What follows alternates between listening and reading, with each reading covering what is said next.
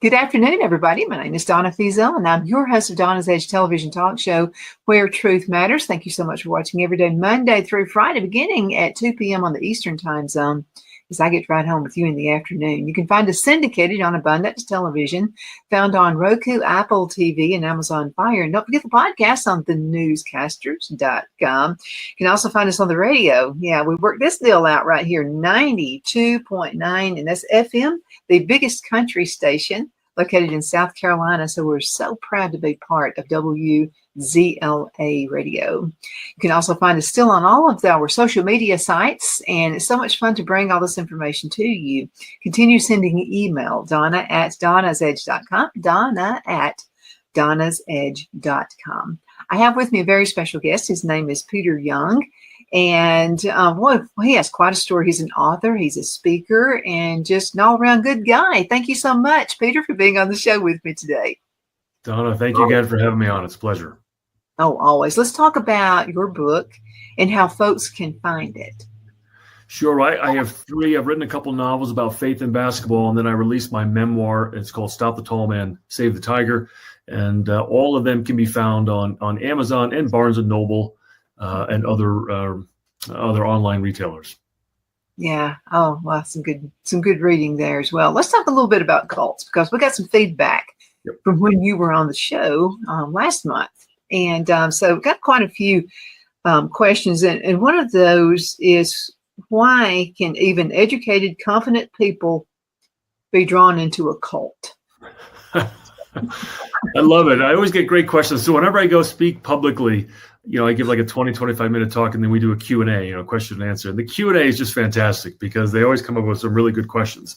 And that is almost always one of them. They look at me and they think, well, the guy's not that stupid looking, right? Like, he looks fairly normal. How did this happen?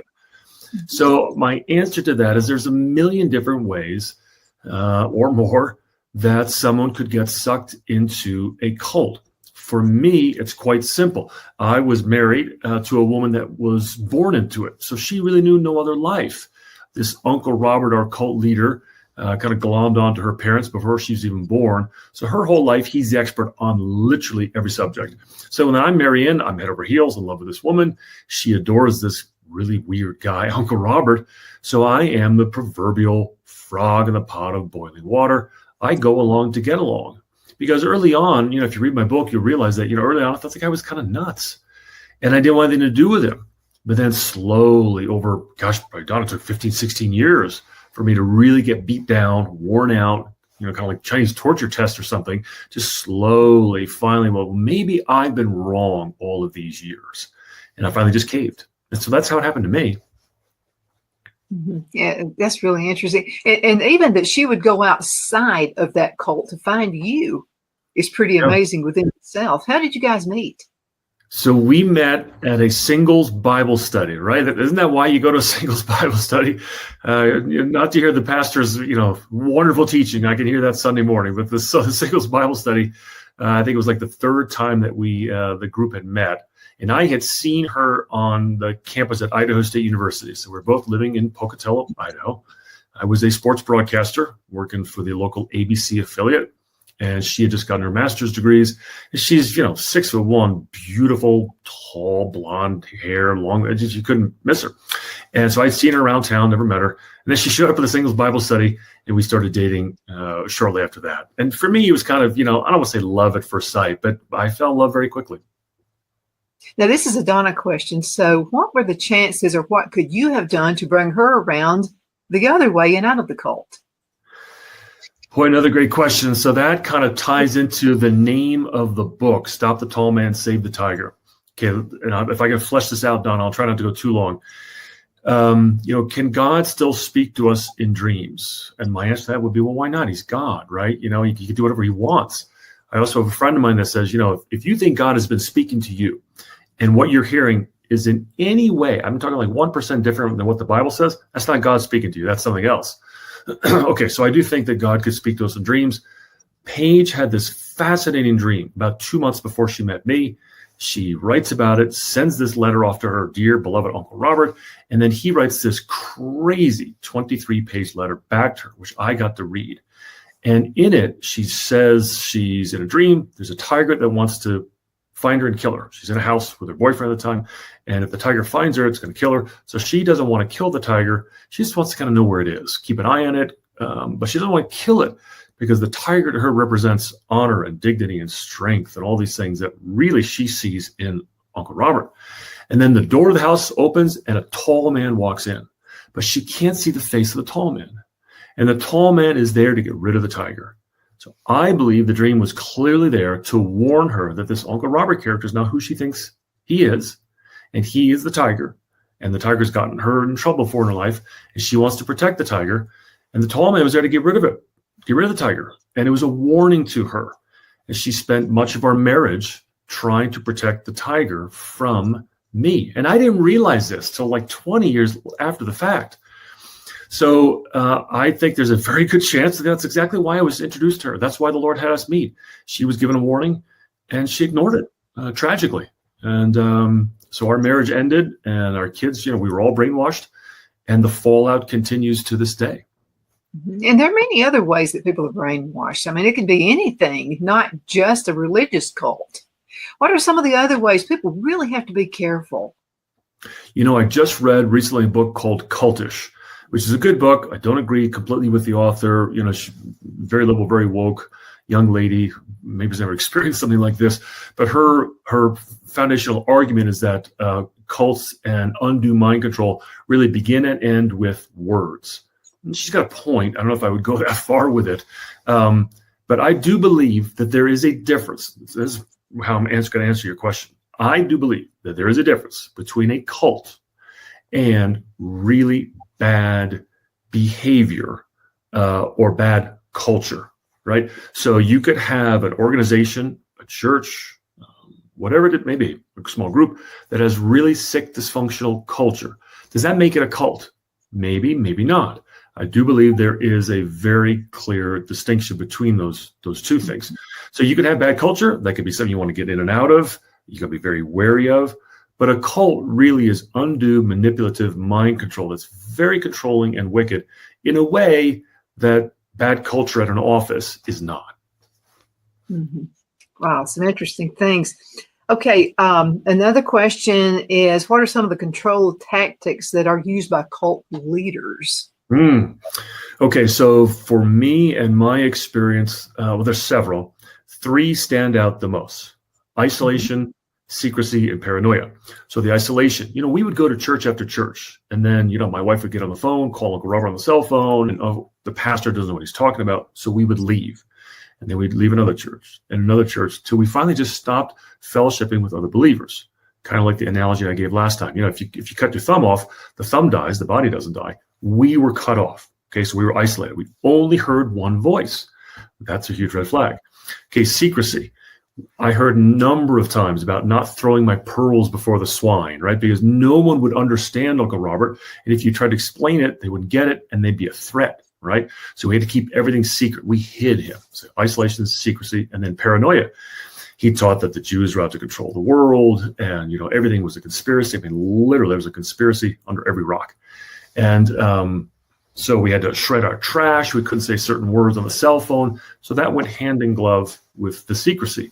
So all 3 of those things kept us very isolated, and we were special because we had access to him, and only he, our cult leader, knew the truth. And so we were just cut off from everybody else. And so when you're alone, when you're by yourself, that's when you're most vulnerable. And that's how we were controlled. That's how I was controlled. Oh my goodness. Peter Young is with me right now. Peter, I have another question for you. And this pertains to, a lot of people are getting psyched in with news media. I'm media too, so I'm not slamming all media, but I beg people to do their own research. Don't just listen to me and what I have to say, but but do your own research, but find viable ways to do that. Do you feel like as a whole, and I'm talking about the right and the left on site, did they use some sort of mind control in the media to get you to see their way? Yeah, that is another really good question that kind of gets right to it, doesn't it? You've got that nerve and you're pressing your finger on it, Donna. Do I consider that mind control? No. And this may be kind of semantics, but I think there's a difference between true mind control, which is of an evil nature, and then let's say maybe, kind of propaganda or influence or, some kind of a coercion. There's nothing wrong with you or me or anyone trying to convince other people of their point of view. But when you go beyond that, to try and literally control not only what the person thinks, but then where they're going to get all their information from. You control all of that, how they are able to process it, and you really kind of weaken that person so that they are completely dependent upon this one person and the information they're giving. That to me is very different than having a website, whatever part of the ideological spectrum you fall on, and trying to convince people of your point of view. I would also add this. If wherever that person is on the ideological spectrum and they're trying to, convince you of their point of view, if they hate questions and they don't want to be questions, that's a huge red flag, because the truth doesn't mind being questioned. So I can come across with, my ideas, my beliefs, my theology, and I can be very strong. I can be very persuasive, and I'll also entertain questions. And you could question me all day long, right? If someone doesn't want questions, that is a big red flag. I totally agree. I have a lot of political figures on my show, and a lot of them are a little shy to come on and say, "No, I'm a conservative." But then they find out I give everybody a chance. Yep. I mean, everyone gets the chance. But the one key, when I ask a question about something, and we're not going to get into politics, I'm just going to use this for an example. When I get into something to do with, I don't know, children being manipulated, that kind of a thing, but maybe they're trying to put forth something in the form of in the government to, I don't know, something that seems kind of wishy-washy to me. It's just kind of iffy to me, and it just feels wrong. And when I ask the question, but what about this? Is this something we really need to do? And when the answer is, well, Donna, it's all about the children, I'm just telling you, my antennas go up. Yeah. Okay, and I'll let them continue. Yeah. And I don't butt in on them. I don't do any of that kind of stuff. I'll let them go ahead and talk. So I figure they're going to hang their own stuff. I won't have to do it. But there are just certain things that the way people answer my questions, it just, I don't know, my antennas go. Yeah. Well, and here's another big red flag. And I guess this is gaslighting, and I'd never even heard the term gaslighting until maybe just a few years ago, but I do believe it's a very real thing. I was gaslit to the nth degree. There's no question. And oftentimes what a cult leader will do, certainly that happened in my case, is you ask a good question, and it's a legitimate question. And instead of getting an answer to the question, the questioner is attacked. Peter, why don't you get it? Why don't you understand me? I have explained this to you for years. Why are you so stupid? You're really going to have me explain this one more time to you? When are you going to get it? And of course, he's never given me the answer, right? So if somebody is very questioning of you, why would you ask me that question? Well, what's wrong with that question? Just answer it. You shouldn't have to be defensive. If you believe what you believe, great. Put it out there. And you know what? If you're wrong, be willing and humble to accept that. Mm-hmm. Absolutely. That's all part of it too. I didn't tell you, but we have a lot of new sponsors coming in. So we're going to be taking 2 commercial breaks this time. So in just about another couple of minutes, but I have a question for you. Now you talked about the stages of manipulation, that kind of thing. So we have another question that was asked, how guilt, fear, and shame are used to maintain loyalty with a cult. Yep. Loyalty and control. So guilt, fear, and shame really are just like the isolation, paranoia, and secrecy. And our little cult leader, Uncle Robert, was brilliant at it. He's very strong working knowledge of psychology. He's very narcissistic. So he used all of those mostly to control the men in our cult. And so he would gather information about you, and then he would be able to use that against you to control you. For instance, like at one of our little conferences, we would meet once or twice a year. We call it a conference. I was just sitting around listening to him talk for hours. Mm-hmm. One of those, we all shared our testimony, and he never shared his testimony about, how we became a Christian, how we, came into the kingdom. And it was almost as if, well, he can't share his testimony because when God was creating the world, Uncle Robert was there holding, the measuring tape, right? Like he was that important. But he would use what you shared in, let's say, your testimony. Then he would be able to use that. He'd find the weak link, just like water, find that weak spot, and he'd go right to that over and over and over again to beat me down and to control me. Another example. I would ask him a question, and if I didn't preface it in a phone call or an email with what I understood on the topic, he wouldn't answer it. He always wanted to know what I understood. And the only reason he wanted to know what I understood on the topic was then his answer would, of course, attack me. He wouldn't answer the question and be, "That's dumb, Peter. Why do you think that?" Mm-hmm. Yeah, all the time. But when someone calls you dumb, that's another my antenna goes up. And again, like you just said, and your book is just also clear about this, when they don't answer the question, right. and not only politicians, a lot of people do that, right. So when they don't answer the question and they just go all the way around and turn it to you, they don't answer it as if you're the dumb one, you're not. That's so true. Let me ask you this, Donna, and your audience, think about this. Yeah. You're listening to someone here. I'm getting interviewed, or a teacher in front of the room, or a politician at this, at the lectern or at the podium, or a pastor, and they're asked a tough question, and they just simply say, "I don't know. That's a good question." Have you ever felt less of that person, or do you always feel like, yeah, well, good for him or her to admit he doesn't know it, right? Yeah.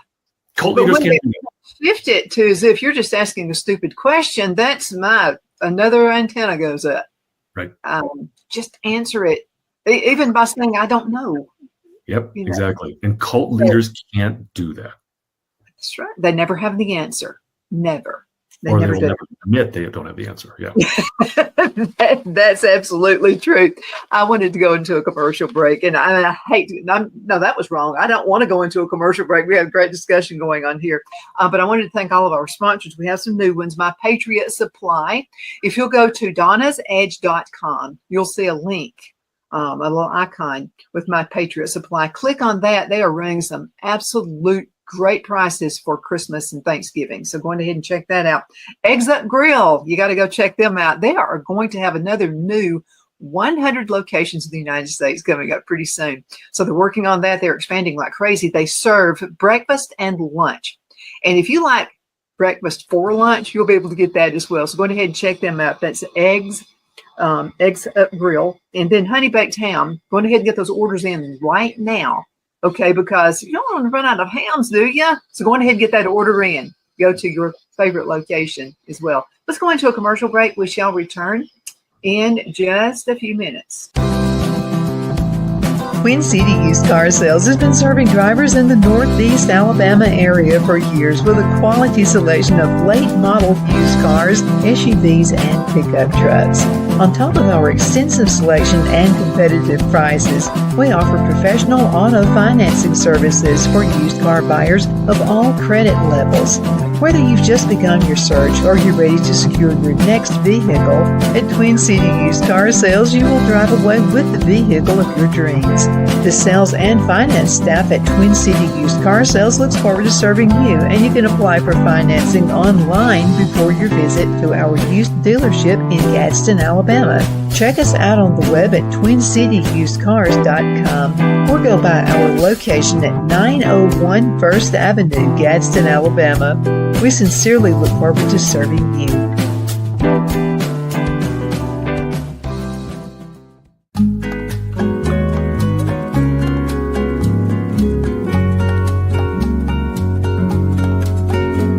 At Lamone's Mexican Restaurant, located in Henniger, Alabama, and voted Best Mexican Restaurant of the Cobb County, Alabama 2020, we're here to serve you with authentic Mexican cuisine. Order easily online by going to lamonsmex.com or call 256-657-3999 to place your order.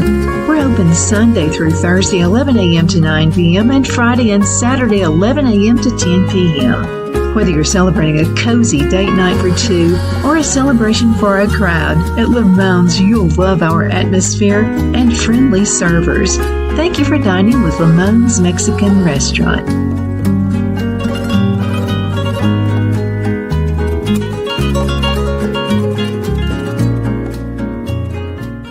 At Liberty Bank, we're all about community. Whether it's to help with a charity fundraiser or help families in need, toys at Christmas or a local football team, we're here for you. You see, we realize the importance of family. Sometimes it's to build a new home or necessary home repairs. We're here for you.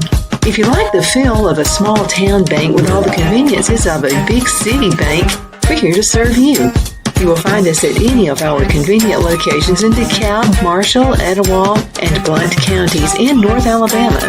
You can call and speak with any of our friendly staff at 256-659-2175 or check us out on the web at libertybankal.com. And thank you for your support of our community. Member FDIC Equal Housing Lender.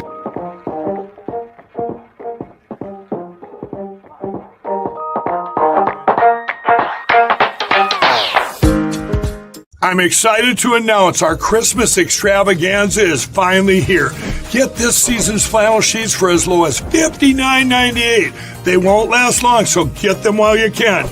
Our famous My Slippers, they haven't been on sale for over a year. Regularly $119.98, now only $59.98. Our 6-piece towel sets are back in stock with extremely limited quantities, only $29.98. With hundreds of MyPillow products, there's something for everyone on your Christmas list. Bathrobes, duvets, quilts, down comforters, and so much more. So go to MyPillow.com or call the number on your screen. Use your promo code to save on all MyPillow products. For example, flannel sheets for as low as $59.98, or our 6-piece towel sets, just $29.98. But that's not all. I'm extending our 60-day money-back guarantee until March 1st of 2025.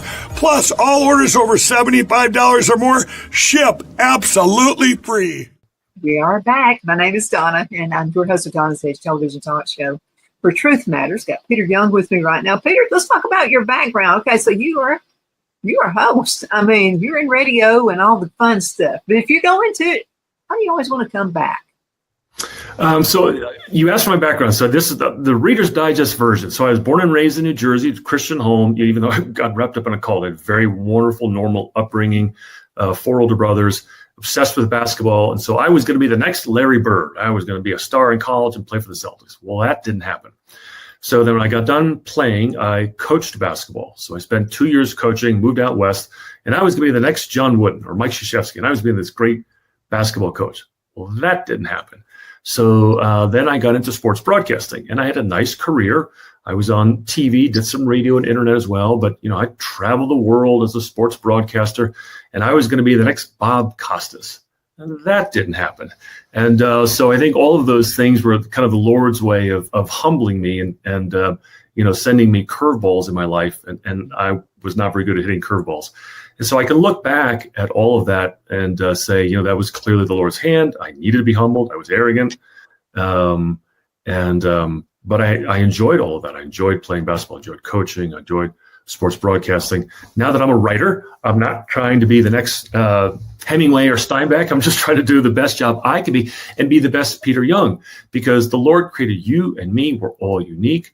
And if he wanted another Larry Bird, he would have created 2 of them. He didn't want 2. He wanted me. He has a plan for me and my life. And no longer do I put my identity in, I'm a basketball player, or I'm a coach, or a broadcaster, or a writer. I'm a son of God.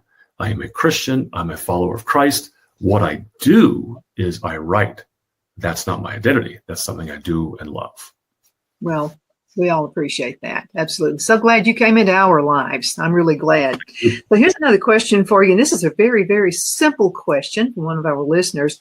And what is the fine line between belief and brainwashing?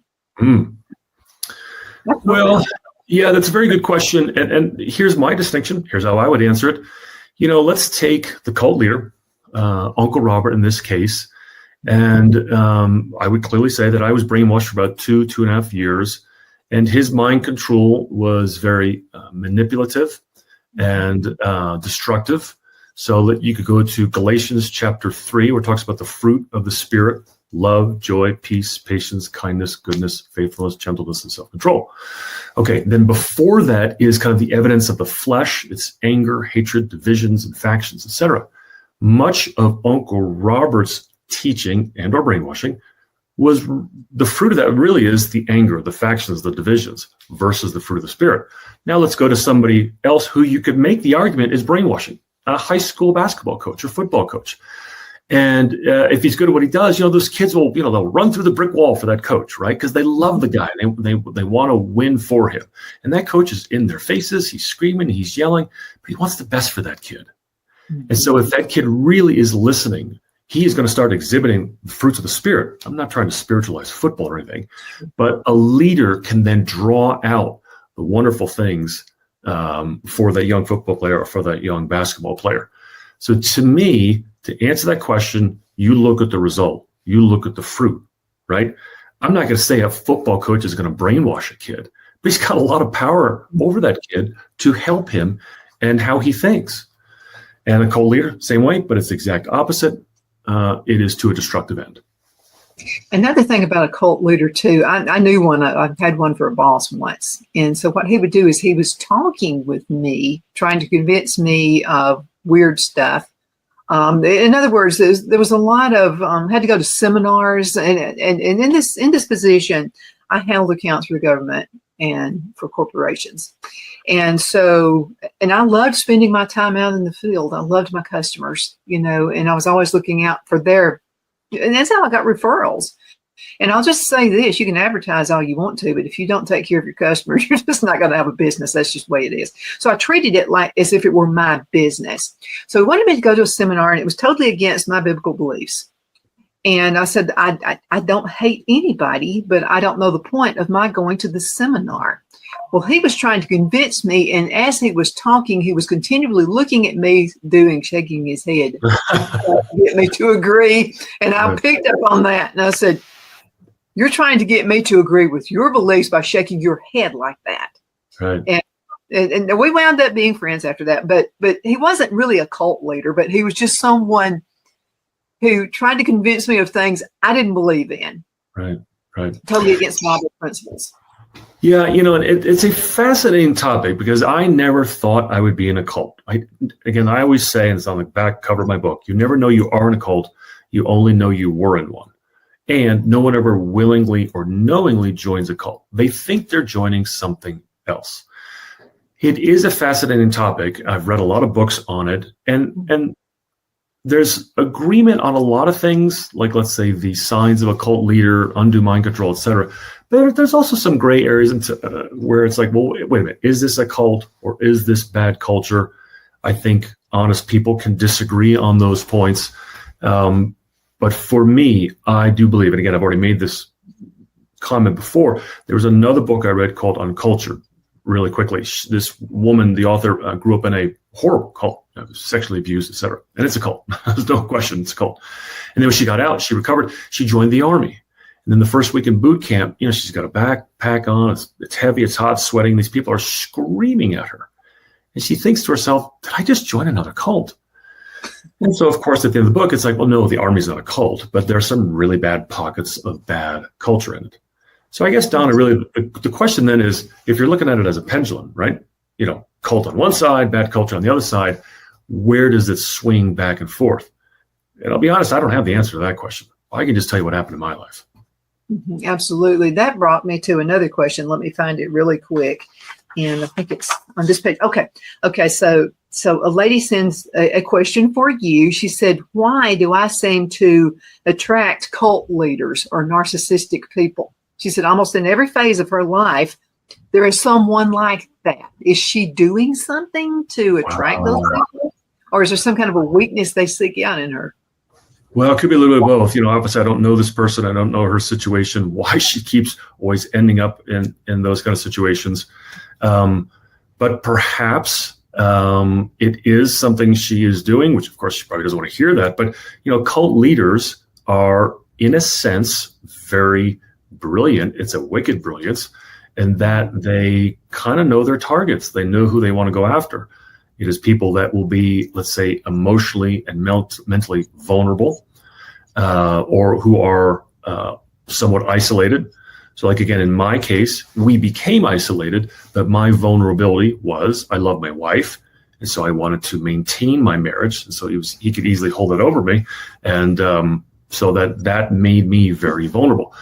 Cult leaders are not going to, let's say, prey on very strong people who have a wonderful support network. If they do, they're not going to get very far. Right. So I would say, wrapped in my answer there, hopefully is a good answer for this person, and that, if you have a very strong, healthy group of friends and relatives, in other words, you are tightly connected to the body of Christ, and you have confidence in your faith. Remember, the Bible says there's no fear in love, right? I mean, think about it. There's no fear in love. If you know that the Lord loves you, there's no fear. So if you're not fearful and you have a strong support network within the body of Christ, you have nothing to fear about a cult leader. How much of this is actually derived just from someone wanting to be a part of something? Well, there's a lot of that, right? And that was discussed in that book, Cultish, that I read, that we all like to feel like we belong, right? Like the World Series just ended and it was fantastic to watch it. But you look at people that are wearing Blue Jays or Dodgers paraphernalia, and I mean, they know all the names, they've got the jerseys on. It's like they're fanatics, right? Fan is short for fanatic. Okay, I don't think there's anything wrong with sports teams, but that's to the point of we all want to feel like we belong. And there can be danger in that. I don't think it's inherent, but it can be if we allow it to be. I will share from my personal life, I'm not a member of my church. I adore the people at my church. I love the Christian fellowship. I really enjoy what the pastor has to say. I don't agree with everything on a doctrinal basis, and I think that's fine. Iron sharpens iron. But I don't see anywhere in the Bible where it says that I should become a member of a church. If someone can point that out to me, I'll ask to be a member tomorrow or later today, right? And I only say that not to puff myself up, but I think there can be a danger in all of these things to where, well, I'm a member of this church or I'm a fan of this group, etc. You have to have the Holy Spirit living within you and ask for his wisdom. James chapter 1, I'm paraphrasing. Hey, if you lack wisdom, ask and I'll give it to you, but you got to make sure you don't doubt. I've done that in my life. I have too. We went to, when we were living in Alabama, we went to a cowboy church. And I'll have to tell you, it's one of the things I really liked about the cowboy church. They didn't have members. You just went to the church. Yeah. That's all you did. I just thought that was. Yeah, and I don't go around at our church telling people that. I'm quiet about it. I'm not trying to cause a ruckus or anything. For me, I just don't see it. Again, if one of your listeners has a verse, send it to me. And I will look at it, I'll pray about it. And if I'm wrong, I'm calling my pastor 5 minutes later. I want to join. I just don't see it. I just think we're supposed to be followers of Jesus. Right. I mean, that's exactly how I love church too. I love going, and, to a good Bible believing church as well. There's another one I wanted to get with you. Okay, right here. So a lady, her daughter is 15 years old, and she feels like she's following some kind of a cult. But she will ask her daughter about this, or who are your friends, that kind of things, and she's real hush mouthed about it. She says right here. And what does she need to do to bring that out? And she feels like she needs to save her daughter from whoever her friends are. Sure. Well, I would say that needs to be dealt with now, not tomorrow, not tonight, now. If that were my daughter, I would take her phone, I would look at it, and I'd make sure that I had access to it, and I would want to know who all the friends are, and I would, I'd confront the child, and I would, lovingly, patiently, and firmly not be done with this conversation until you get the answers that you want to. Because again, the daughter or the son, whoever it is, has no idea if they truly are being brainwashed or entering a cult. They don't know it. Only you, as the adult or the person watching this, knows it. So you have to intervene. And again, intervene now before you have to intervene to get your child out of a cult. The journey in and out of a cult is incredibly painful. Trust me, you don't want to go through it. So you have to be very firm and loving. Again, think about it as a parent. Is it loving to, not want to hurt your child's feelings, and yet they go into a cult? Of course not. You're the parent. Your friend second, your parent first. If I were that parent, the sun should not go down until you have a definitive answer on that. And if the answer is something that's pretty scary, don't let that child out of your sight. I don't know how else to say it. It's very important. Your child's life is on the line here. If indeed it is, and I don't know, right, in this case, but if indeed it is a danger. Just be the parent, be the bad guy sometimes. Yep. Since all I know to say about that as well. So this is a Donna question. Okay, so social media, we've seen a lot of changes, throughout social media. So are we seeing a new type of a cult leader trying to find their followers through social media? Wow. That's the first time I've been asked that question. And here's my answer. It might not be very satisfactory to you, but I've had people ask me about, well, is this faith, is that faith a cult? And I'll say as a Christian, well, no, I think that faith is a false religion. I think that faith is a false religion. I don't really think it's a cult. And here's the distinction. To me, a cult has, generally speaking, one leader. And there's a little bit more proximity to the leader, so the leader can have control. The leader would never share control. So with the false religion, you might have many prophets and many teachers or leaders. To me, that's not a cult, because the cult leader would never share or diffuse his or her power or authority. Okay, so that to me is like kind of the difference between a cult and a false religion. So now you take someone that is trying to gain a very devoted following via social media. Well, he or she's probably never met 99% of the people that are following him. Could you really have that kind of ability to have manipulative, coercive, undue mind control over that person? Maybe. I kind of doubt it. Stephen Hassan, who is a very well-respected cult expert, written a number of books. His latest book was called The Cult of Trump. I completely disagree with the guy. I think he's still a brilliant cult expert. But, his book, it's very anti-Christian. You read the book and you feel like the guy hates Christians. I don't think he does, but he comes across that way. But getting back to Trump, listen, I voted for Trump. He's got his flaws and his foibles. I don't think he's a cult leader. I think it's kind of laughable, because I just think to have that large an audience and to think that person from that like 30,000 foot elevation distance, right? You never meet the person. You're only listening to him online. Is it a cult leader? I have a hard time seeing that. And again, I don't think Trump is a cult leader, but someone that just has that kind of access to you through social media, I don't think he is either. And I've had so many people have sent me questions throughout since he was president the first time is, well, I think he is the Antichrist. And my response to that is always, no way, because the Antichrist is supposed to have everybody liking him. And there are too many people shooting darts and arrows at him. So I'm not buying that at all. He's not. No, I do not believe he's the Antichrist at all. And quite honestly, the Bible, whenever it talks about it, I believe every time it's mentioned, it is plural, not singular, Antichrist. Mm-hmm. Yeah, there are many running around. Absolutely. Another question for you is, what is the long-term trauma of leaving a cult? Ooh. Well, these off so I don't ask you next time you come on.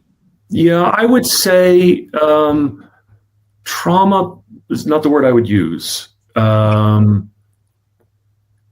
Yes, there is trauma in leaving. There's far worse trauma in staying. And so for me, there was victory in leaving the cult. More like grief instead of trauma. Grief, is that what you said? Freedom, yes. Oh, there's no question there is freedom. Yeah. So thank you. That's kind of where I was headed with this. Is there trauma? Well, sure there is. But if you've truly left and you're on the road to recovery, the freedom, like the ability to take a deep breath like I just did, as I think about it, overwhelms the trauma. And, it's kind of like, hey, you're drowning. And then when you get out, you're still wet. Well, what are you going to do? Go back in the water? You're going to have some residual issues to deal with. But for me, again, I guess, and maybe I'm being a little too nitpicky with the word, I don't have any trauma. Do I have PTSD? I don't think so. I've been through something horrific. I've recovered, and the Lord has done it. And I am a million times stronger now. So for me in my life, there's no trauma at this point. Absolutely. We got to go into another commercial break. I can't believe the time is just flying by. So let's go into a break. We'll be right back in just a few minutes with Peter. Queen City Used Car Sales has been serving drivers in the Northeast Alabama area for years with a quality selection of late model used cars, SUVs, and pickup trucks. On top of our extensive selection and competitive prices, we offer professional auto financing services for used car buyers of all credit levels. Whether you've just begun your search or you're ready to secure your next vehicle, at Queen City Used Car Sales, you will drive away with the vehicle of your dreams. The sales and finance staff at Twin City Used Car Sales looks forward to serving you, and you can apply for financing online before your visit to our used dealership in Gadsden, Alabama.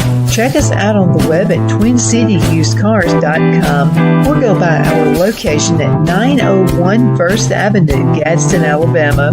We sincerely look forward to serving you.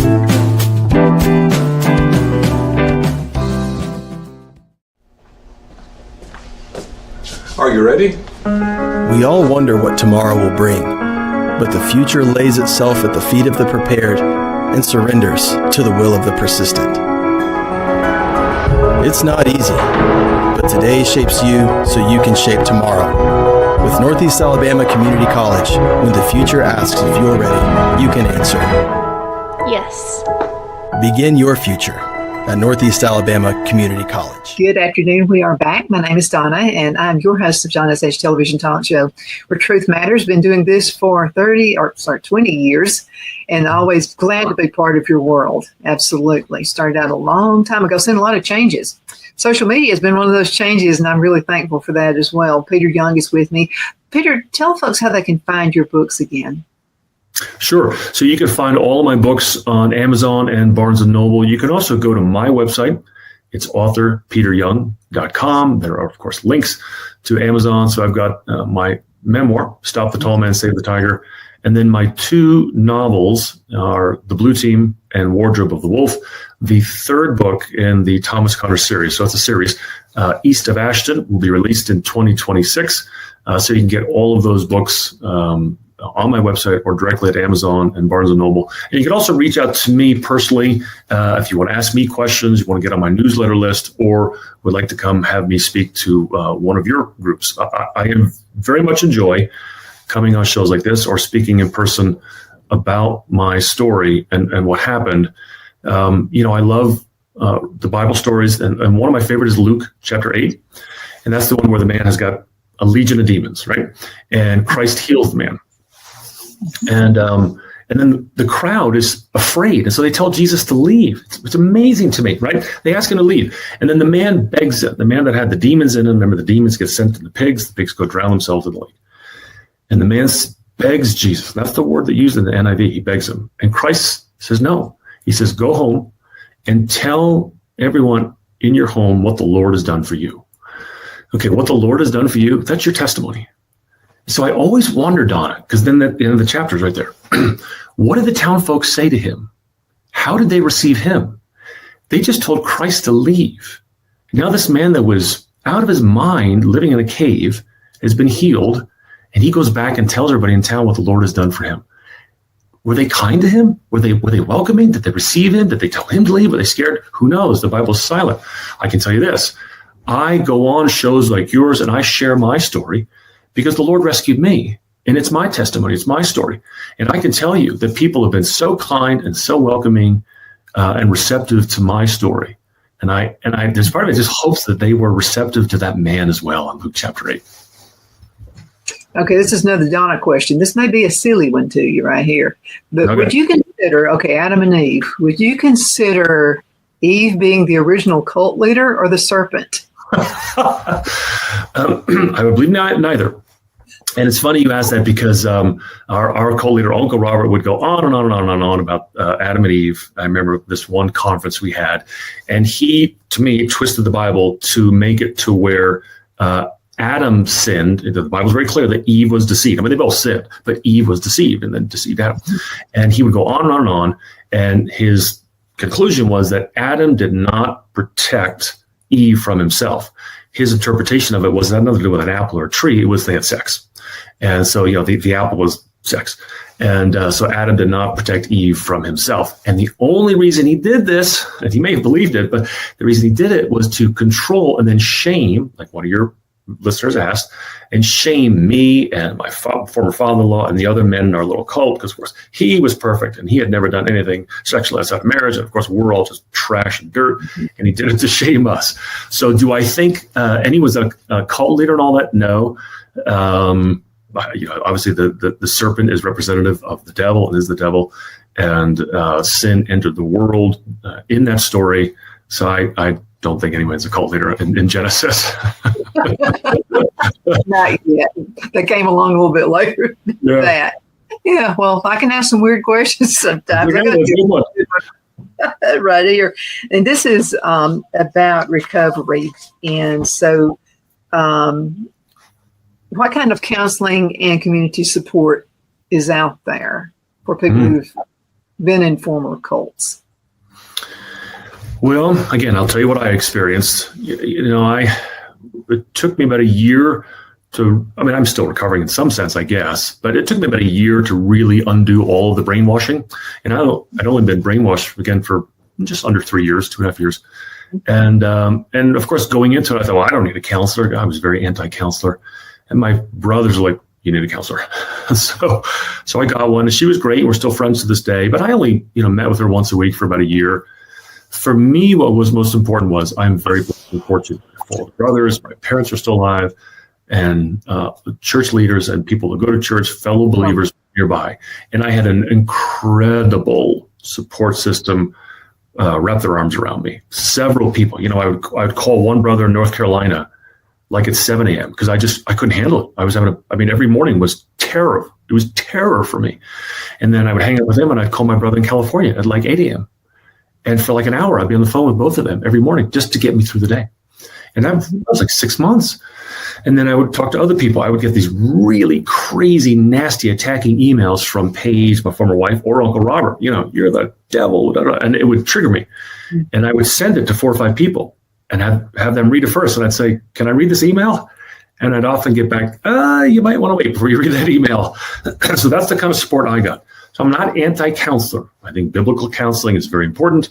But to me, you don't need a counselor. So we come across I'm not trying to, again, bash counseling, but to me, you don't need counseling if you have and have surrounded yourself with very strong, biblically minded friends and family. That's what you need first and foremost. And so in answer to your question, you should have that in your life. Everybody should. Absolutely. I wanted to mention this. So when I was a teenager, growing up, my family was not at home like they were in church. So my antennas really go up because of the way I was raised. And so, and you have to really be careful how you handle yourself. Now, my grandparents were like my mainstay. I don't know what I would have done without them. I have a cousin who got into drugs and alcohol. My grandmother would just tore her up. She would cry about it. And then my grandmother would say things to me like that. Don't ever get into drugs and alcohol. So I'm pretty sure the way I carried myself, there was a guy in school who sold drugs.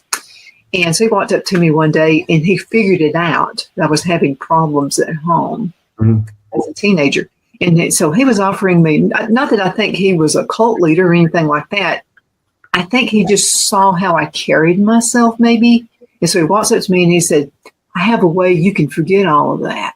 And I came this close to taking the drugs. I came like that close. And I've thought a million times how my life could have been had I taken that. But I'll have to tell you one thing that stopped me. I could see my grandmother through him just as clear as day. And I thought about how that would just worry her. Right. I didn't worry her. Right. We have to be careful how we carry ourselves. Absolutely. And hopefully what people see in us is the Holy Spirit living in us, and they can see Christ in us. That's my hope, that people will see that in my life. And there's probably a very good chance that that's what that pusher saw in your life. He saw someone that is not to be trifled with. And, onward Christian soldiers, right? Wear the breastplate of truth and righteousness, the whole armor of God. If we are going to hear good and faithful servant one day, hopefully people here on earth will see that in us every day. That's my hope. You have another question here, and we talked about this last time you were on the show, but how close would a narcissist be to being a cult leader? Wow. That is a good question. And off the top of my head, I don't have a good answer.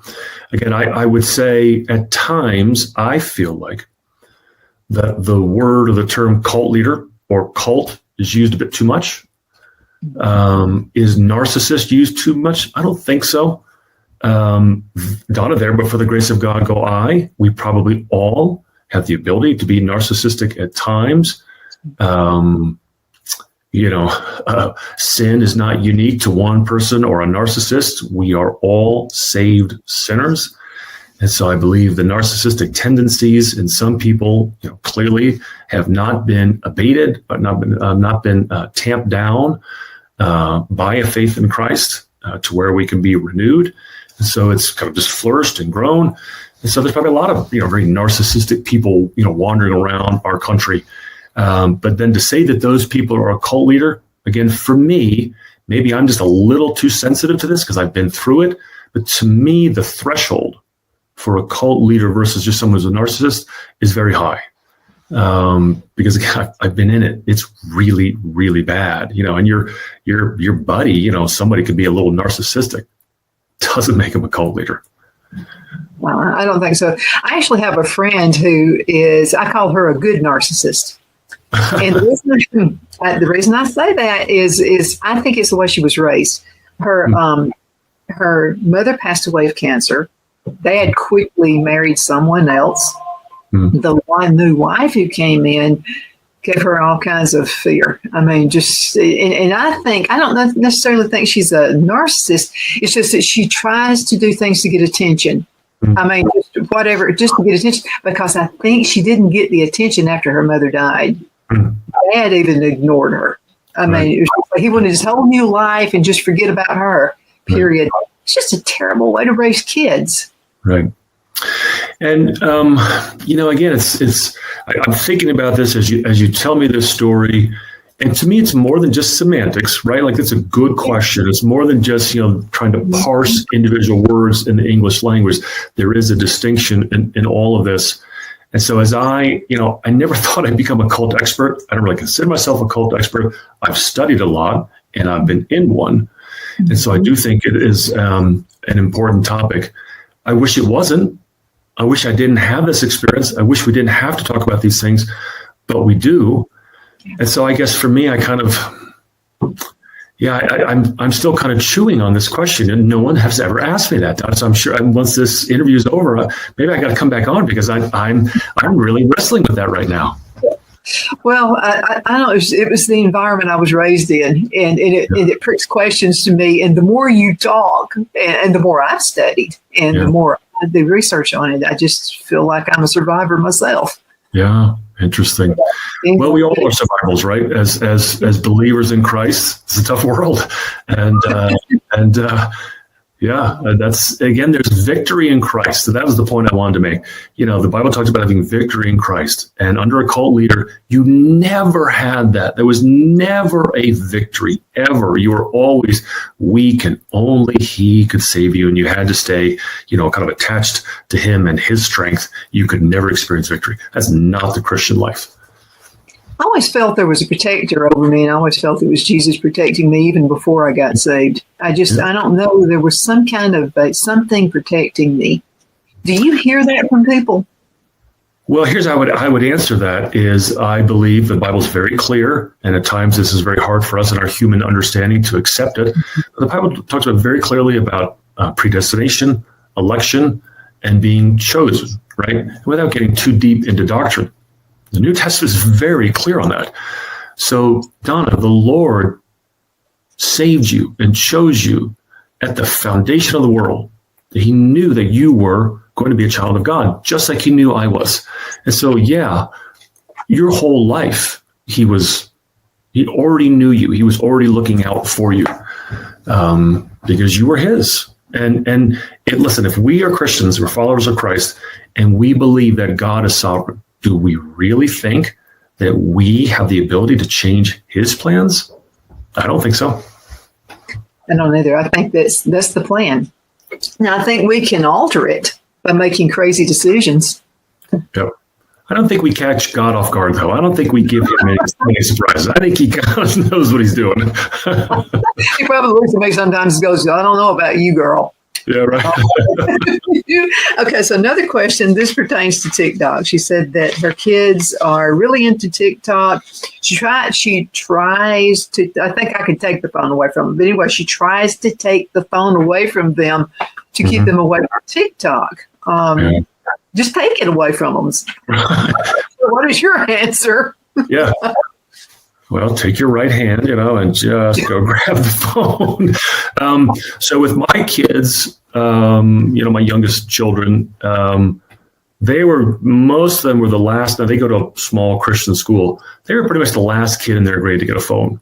So with like my son, he was a junior in high school. And it was just, oh my gosh, come on, Dad. And he just wasn't ready. And 99 out of 100 kids are not ready for phones. I wouldn't have been ready. I'm so glad I didn't grow up with a cell phone. Yeah, me too. To me, you miss out on so much. And so, yeah, it's just, you got to be the parent. I mean, if you need to take the phone, take the phone. And if there's a showdown, there's a showdown. Let me ask you this, or to this parent, would you rather have a showdown with your child in the home, or would you rather your child have a showdown with a guy in a blue uniform and handcuffs and a gun, right? There's going to be two, right? You got two options here, and you might as well have the showdown that you're in control of before it becomes a bigger problem.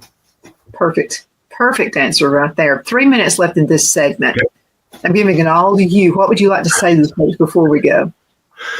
Well, I would say there's three lessons that are contained in my memoir, in my journey in and out of the cult. Number one is that a strong marriage has to have Christ in the center. My marriage fell apart because we had Uncle Robert in the center. So there's no parent, there's no child, there's no pastor, there's no guru. They can all help from the outside and should to support and strengthen the marriage. But in the center is Christ. Number two, and that is that you have to maintain strong Christian fellowship. When you are alone, when you have separated yourself from the body of Christ, you become vulnerable. Christian fellowship is really important. And then number three, cult leaders like to act as gatekeepers of God. Salvation comes first and then sanctification, right? So you are saved and then you are sanctified. You're born and then you learn to walk. You don't learn to walk before you're born in the womb. You're born and then you learn to walk and eat and etc. Sanctification comes after salvation in the Christian life. And anyone that tries to switch the order is acting as a gatekeeper to God, and that is wicked. So those are the three most important points I try and share in my book. Okay, we still have a little bit of time left, just a little bit over a minute and a half. Okay, what are the 3 points, 3 signals, not points, but signals that would cause you to run away from someone who could be trying to attack you as a narcissist or a cult leader? They hate questions, number one. And then number two, they never answer the question. They only attack you. And then number three, maybe before you even get to the question, they are adamant that only their view is the right view and they have all the answers. That's a huge, those are 3 big red flags for me if I meet somebody like that. Mm-hmm, absolutely. Okay. Thank you so much, Peter, for being with us today. It's always such a pleasure. I'd like to get you set up for next month as well. Great. Yeah. You're creating a lot of questions. And that's great. I love that on my show. Thank you guys so much for watching Donna's Edge television talk show. And you can find us on all social media sites. Abundance Television, you can follow us that way. You can also find us the podcast on thenewscasters.com. And don't forget the radio station, Classic Country, the biggest right here in South Carolina. Again, thank you so much for watching. See you next time.